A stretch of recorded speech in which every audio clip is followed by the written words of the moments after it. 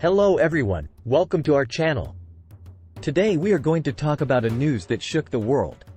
The arrest warrant issued by the International Criminal Court against the Russian President Vladimir Putin. But before we discuss that, let's understand a little more about the Hague Tribunal and its role in the international scene. The Hague Tribunal is an international institution that aims to promote justice and accountability for serious crimes that affect the international community.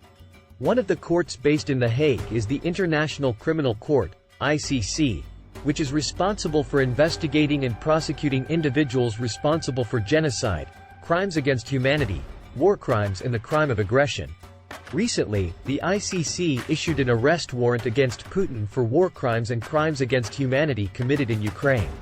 This conviction is a historic milestone, as it is the first time that an incumbent head of state is targeted by legal action of this kind. The ICC's decision was based on an investigation that concluded that Putin, as a military and political leader, is responsible for crimes committed by Russian military in Ukraine, including indiscriminate bombings against civilians, extrajudicial killings, arbitrary arrests, and torture. The investigation also pointed out that Putin ordered the illegal annexation of Crimea in 2014, violating international law. But what exactly is the Hague Tribunal? In addition to the ICC, the Hague Tribunal houses other important institutions, such as the International Court of Justice, ICJ, which is the main judicial body of the United Nations. The ICJ is responsible for resolving legal disputes between states and interpreting international law. Although the ICJ does not have the power to impose sanctions or to enforce its decisions have great political and moral importance.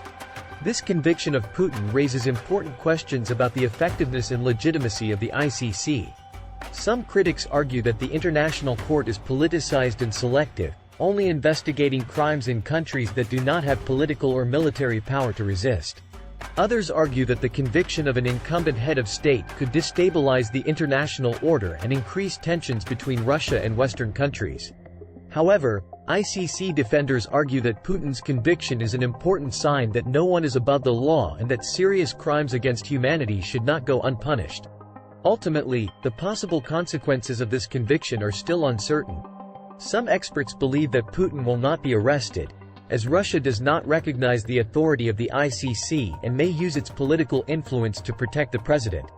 However, the conviction could increase international pressure on Russia and lead to economic and diplomatic sanctions.